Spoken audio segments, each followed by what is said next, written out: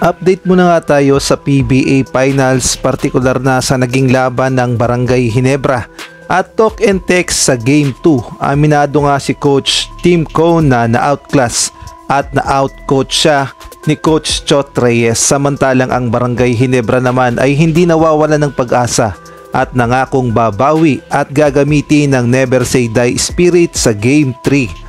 At eto nga si Troy Rosario, bakit nakasuot ng Ginebra jersey? Ngunit bago yan, pakipindot naman ang like, subscribe at ang notification bell para updated ka sa lahat ng aking ina-upload.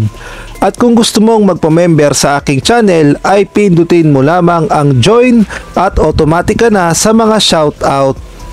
At shoutout muna nga tayo sa aking mga members na sila Jeffrey Cruz, Marcelino Junior Cruz, Tirso Maceda Tirs, Nel Herbito, Jenna Domingo, Giovanni Francisco, Marlo Bungalbal, Chodoro Alonso, Mario Martir, Ronald Berbosidad, Salva Torres, Catherine Vigilia, Kuya Moto TV, Jamie Amadar.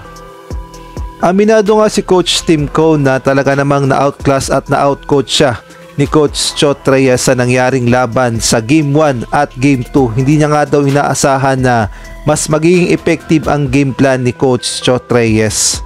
Ang sabi nga ni Coach Tim Cone, I don't know what's going on. I'm totally being outcoached and outclassed by Chot. We'll figure out what's going on. But right now, I'm just being totally outcoached. I feel for our players because I'm not helping them at all. Aminado naman tayong lahat na veterano na talaga sa pagko-coach itong si Coach Chot Reyes at pagdating sa mga finals ay maasahan talaga ang kanyang mga game plan. Kaya naman kailangan talagang paghandaan ni Coach Tim Cone ang darating na Game 3 kung gusto pang makabawi ng Barangay Ginebra.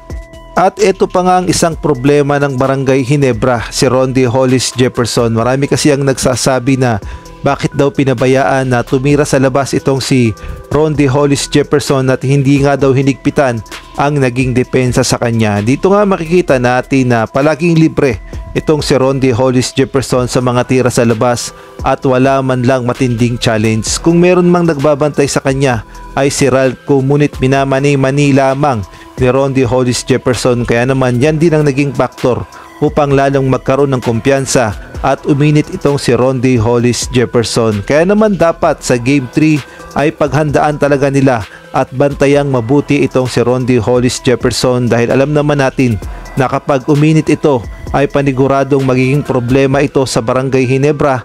Kaya naman sa Game 3 ay kailangang depensahan o kailangang doblehin ang depensa dito kay Rondy Hollis Jefferson. At dapat ay huwag siyang patirahin sa labas dahil kapag nakuha niya ang kanyang momentum ay sunod-sunod na ang kanyang mga tira at isa yan sa magiging problema talaga ng Barangay Ginebra sa Game 3. Samantalang pinuri naman ni Jason Castro itong si RJ Abarrientos at sinabi nga ni Jason Castro na mas magaling talaga itong si RJ Abarrientos kumpara naman sa kanya, lalong-lalo na sa mga panahon ng kanyang rookie year. Kaya naman pakinggan natin ang buong sinabi ni Jason Castro. Mas magaling siya sa akin kasi kung makita niyo yung rookie ko tsaka rookie year niya, mas high level yung pagka-rookie niya.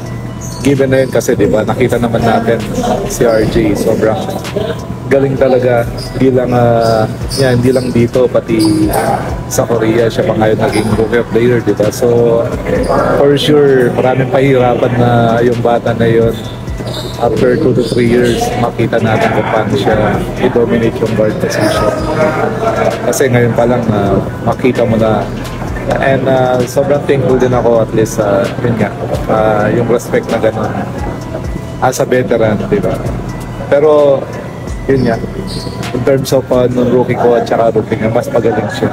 Sobra, as in, hindi niya natatanong, sobrang gusto ko siya maglaro. At nangako naman ang Barangay Ginebra na babawi sila sa Game 3 kontra sa talk and text at pag-aaralan nilang mabuti ang naging problema nila sa Game 1 at Game 2 at kahit nga ang mga players ay hindi nawawala ng pag-asa at nananatiling positibo. Ang sabi nga nila ay never say die spirit at hindi pa tapos ang laban, kaya naman babawi talaga ang Barangay Ginebra sa Game 3. At kahit nga itong si Scottie Thompson at Justin Brownlee naniniwalang makakabawi ang Barangay Ginebra sa Game 3, kaya naman basahin natin ang kani-kanilang mga sinabi. Ang sabi nga ni Justin Brownlee, "We're still confident, we still have faith in each other that we'll figure it out. Try to get a rhythm in Game 3 and try to turn this season around." Ang sabi naman ni Scottie Thompson, "For us right now, we have to think positive. We know we're down 0-2, but the series is not yet over. Hopefully, we can show our never say die spirit itong series na to." At kung kayo naman ang tatanungin, sa tingin nyo, ano kaya ang dapat i-adjust ng Barangay Ginebra sa Game 3 dahil bukas na nga ang laban sa ganap na 7:30 PM sa Smart Araneta Coliseum upang manalo na sila? Sa Talk and Text, maaari kayong magbigay ng suggestion, komento dyan sa baba. At sa ibang balita naman, tila ba'y lumilinaw na itong si Troy Rosario ay mapupunta sa Barangay Ginebra. Alam naman nating lahat na free agent na si Troy Rosario, kaya naman pumipili na siya ng mga team na pwede niyang puntahan. At ang napakainit nga na balita, mukhang nakapili na si Troy Rosario dahil sa mga post niya na nagpapahiwatig na sa Barangay Ginebra na siya pupunta. Dito kasi sa IG story ni Troy Rosario, nagpost nga siya ng bote ng San Miguel at gayon na rin yung tin can ng San Miguel. Mukhang sa SMC na talaga pupunta itong si Troy Rosario. Tapos ito pang matindi, kumakalat kasi ito sa social media na habang nag-workout si Troy Rosario ay suot-suot niya ang jersey ng Barangay Ginebra. Sa tingin nyo, sa Barangay Ginebra na ba ang punta ni Troy Rosario? Maaari kayong magbigay ng komento sa comment section. Naghahanap ka ba ng perfect place upang ikaw ay makapag-relax o kaya naman makapag-celebrate ng mga event o makapag-unwind? Well, dito ka na sa Aces Private Resort in Pampanga. Experience the luxurious and aesthetic modern private resort with Mount Arayat view.